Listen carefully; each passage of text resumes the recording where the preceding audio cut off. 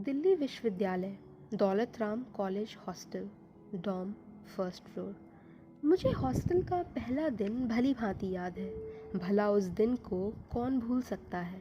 तेज़ बारिश हो रही थी और उस दिन मुझे याद है मेस में समोसे बने थे और उसके साथ ही गर्मा गर्म चाय भी। जहाँ एक तरफ घर वालों से दूर होने का दुख हो रहा था, वहीं बारिश, समोसे और चाय ने मेरे दुख को थोड़ा बैलेंस कर दिया था। एक और चीज़ जिसने मेरी खुशी और दुख को संतुलित रखा, वो था डॉम। उस हॉस्टल से जुड़े हर इंसान का मानना था कि डॉम में रूम मिलना बहुत बड़ी बात है और इस बात का एहसास मुझे भी बहुत जल्द हो गया था। ठीक 5 बजे मेस से समोसे खाकर और चाय का लुत्फ़ उठाकर अपने डॉम के बाहर कॉरिडोर में खड़ी मैं बारिश की बूंदों का मज़ा ले रही थी।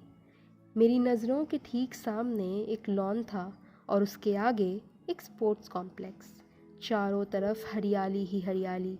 ऐसा लग रहा था मानो प्रकृति की गोद में बैठी उसकी खूबसूरती को बस निहारती ही रहूं।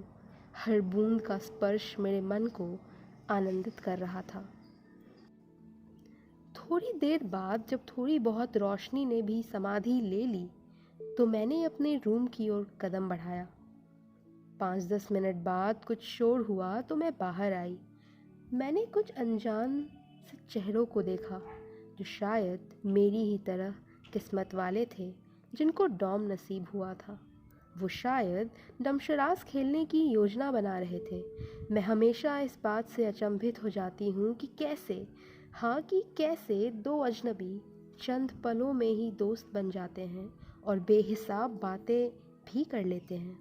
खैर, मैं वहीं डॉम की सीढ़ियों पर बैठ गई जहाँ वो खेल रहे थे और हर अनजान चेहरे को देख रही थी और सोच रही थी कि ये भी ज़रूर कोई न कोई सपने लेकर इस शहर को आए होंगे, बिल्कुल मेरी ही तरह।